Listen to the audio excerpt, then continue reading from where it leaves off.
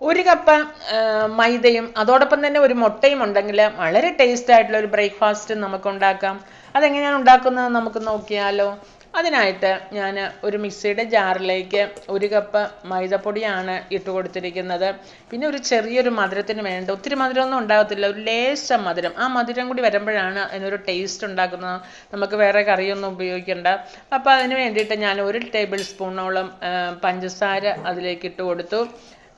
അത് കൂടുതൽ മധുരം ഉണ്ടെന്ന് ഓർത്ത് ആരും പേടിക്കേണ്ട. ഒരു ചെറിയ മധുരമേ ഉണ്ടാവുള്ളൂ. ആ മധുരത്തിൽ അതിൻ്റെ ഒരു ടേസ്റ്റ് ഉണ്ട്. ഇനി അത് മധുരം സ്കിപ്പ് ചെയ്യണമെങ്കിൽ നിങ്ങൾ സ്കിപ്പ് ചെയ്തിട്ട് കറികൾ ഉപയോഗിച്ച് കഴിച്ചോളൂ. പിന്നെ അതിലേക്ക് ഞാൻ 1/2 ടീസ്പൂണോളം ഉപ്പിട്ട് കൊടുത്തു. പിന്നെ നമ്മൾക്ക് അതിലേക്ക് ഒരു 1/4 ടീസ്പൂണോളം ഈസ്റ്റും കൂടി ഇട്ട് കൊടുത്തു. അതിനുശേഷം നമുക്ക് അതിലേക്ക് കുറച്ച് വെള്ളം ഒഴിച്ചു കൊടുക്കാൻ ഞാനിപ്പോൾ 1 കപ്പ് വെള്ളം ഒഴിച്ചു കൊടുക്കുന്നുണ്ട്. ഇനി നമുക്ക് അതിലേക്ക് ഒരു കളറിന് വേണ്ടിയിട്ട് ഒരു 1/2 ടീസ്പൂണോളം മഞ്ഞൾപ്പൊടിയും കൂടി ഇട്ട് കൊടുക്കാം. അപ്പോൾ നമ്മളുടെ ദോശയ്ക്ക് ഒരു നല്ലൊരു കളർ കിട്ടും. പിന്നെ നമുക്ക് അതിലേക്ക് ഒരു മുട്ട ഉടച്ച് ഒരു മുട്ടയും കൂടി ഉടച്ചൊഴിച്ച് കൊടുക്കാം.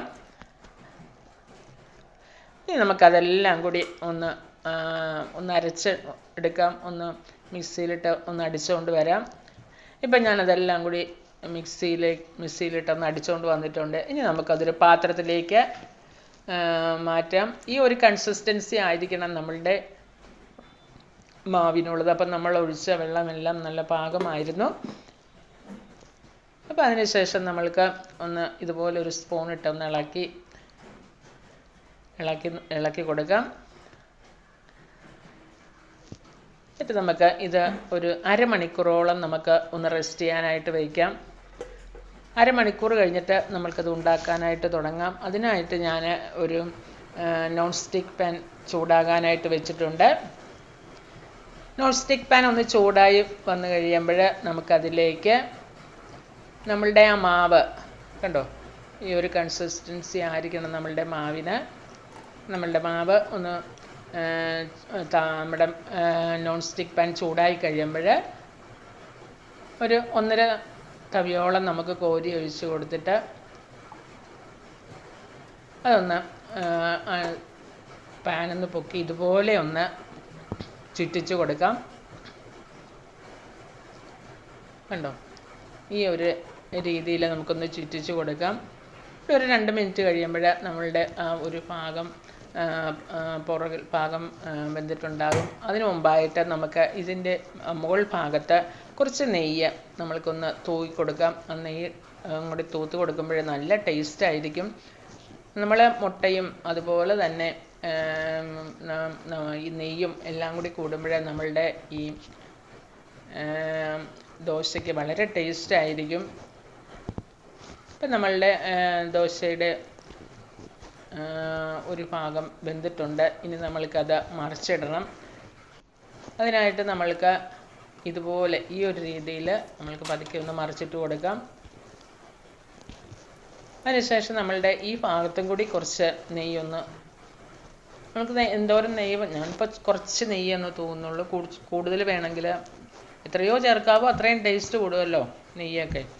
അപ്പോൾ അതും കൂടി 2 ഭാഗത്തും അങ്ങനെ തേച്ച് കൊടുത്തു. ഇനി നമ്മൾക്ക് നമ്മളുടെ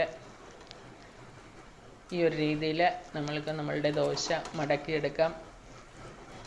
വളരെ ടേസ്റ്റാണ്. കുട്ടികൾക്കൊക്കെ ഇത് വളരെ ഇഷ്ടപ്പെട്ടോളും. എന്താണെന്ന് വെച്ചാൽ നെയ്യും അതുപോലെ തന്നെ പഞ്ചസാര, ഇനി കുട്ടികൾക്ക് കൊടുക്കാനാണെങ്കിൽ ആ പഞ്ചസാര 1 ടേബിൾ സ്പൂൺ എന്നുള്ളത് 1.5 ടേബിൾ സ്പൂൺ ആക്കിയാലും കുഴപ്പമില്ല. നമ്മൾക്ക് മുതിർന്നവർക്കൊക്കെ കഴിക്കേണ്ട ഒരു മീഡിയം ടൈപ്പിലുള്ള ഒരു മധുരമായിരിക്കും, കുഴപ്പമൊന്നുമില്ല. പിന്നെ അതിൻ്റെ ചൂടൊന്ന് ക്രമീകരിക്കാൻ വേണ്ടി ഞാൻ സ്വല്പം വെള്ളം ഒന്ന് കുടഞ്ഞ് നോൺ സ്റ്റിക്ക് പാനിലേക്ക് തളിച്ചതിന് ശേഷം വീണ്ടും ഞാൻ അതുപോലെ തന്നെ 1.5 തവിയോളം കോരി ഒഴിച്ച് ഇതുപോലെ ഒന്ന് ചുറ്റിച്ചെടുത്തു. പെട്ടെന്ന് തന്നെ നമുക്കത് മൊരിഞ്ഞ് കിട്ടും നമ്മളുടെ ദോശ. അതിനുശേഷം നമ്മൾക്ക് ആ മുകൾ ഭാഗമൊക്കെ ഒന്ന് വെന്ത് കഴിയുമ്പോൾ അതിൻ്റെ മുകളിലേക്ക് കുറച്ച് നെയ്യ് ഇതുപോലെ ഒന്ന് തൂത്ത് കൊടുക്കാം. അതിനുശേഷം നമ്മളുടെ ഒരു ഭാഗം വെന്തിട്ടുണ്ട്. നമ്മൾക്കിതുപോലെ ഒന്ന് മറിച്ചിട്ട് കൊടുക്കാം. മറുഭാഗത്ത് നമുക്ക് അതുപോലെ തന്നെ കുറച്ച് നെയ്യ്, കൂടുതൽ നെയ്യ് തൂത്തിട്ടുണ്ടെങ്കിൽ വളരെ ടേസ്റ്റ് ആയിരിക്കും. ഞാൻ സ്വല്പം നെയ്യ് ഒന്ന് ഒടിച്ച് തൂത്ത് കൊടുക്കുകയാണ്. എന്നിട്ട് തന്നെ വളരെ നല്ല ടേസ്റ്റാണ്. എല്ലാവരും ഉണ്ടാക്കി നോക്കണം. നിങ്ങൾക്ക് ഇത് ഇഷ്ടപ്പെടുകയാണെങ്കിൽ നിങ്ങൾ ലൈക്ക് ചെയ്ത് ഷെയർ ചെയ്ത് സബ്സ്ക്രൈബ് ചെയ്ത് സപ്പോർട്ട് ചെയ്യണം ഉണ്ടോ.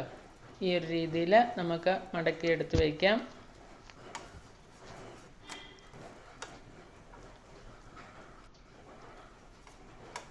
അതിനുശേഷം നമുക്ക് അത് പ്ലേറ്റിലേക്ക് മാറ്റാം. വീണ്ടും നമുക്ക് അതുപോലെ തന്നെ ചൂടൊന്ന് ക്രമീകരിക്കുവാൻ വേണ്ടിയിട്ട് നമുക്ക് സ്വല്പം വെള്ളം ഇങ്ങനെ ഒന്ന് കുടഞ്ഞു കൊടുക്കുകയോ അല്ലെങ്കിൽ ഒരു കോട്ടൺ തുണി കൊണ്ട് തുടച്ച് കൊടുക്കുകയോ ചെയ്തതിന് ശേഷം നമ്മളുടെ മാവ് ഇങ്ങനെ കോരി ഒഴിച്ച് 1.5 തവിയോളം കോരി ഒഴിച്ച് പെട്ടെന്ന് തന്നെ പൊക്കി ഒന്ന് ചുറ്റിച്ചെടുത്ത് നമ്മൾക്ക് അങ്ങനെ ഈ ഒരു രീതിയിൽ നമുക്കെല്ലാം അങ്ങനെ ചുട്ടെടുക്കാം. വളരെ ടേസ്റ്റി ആയിട്ടുള്ള നമ്മളുടെ കണ്ടോ, വളരെ ടേസ്റ്റിയാണ്. 2 വശം ഇതുപോലെ നെയ്യൊക്കെ ഒഴിച്ച് നന്നായിട്ട് മൊരിച്ചെടുത്ത് കഴിയുമ്പോൾ വളരെ ടേസ്റ്റാണ്. എല്ലാവരും ഉണ്ടാക്കി നോക്കണം. കണ്ടോ, വളരെ ടേസ്റ്റാണ്. Okay, by.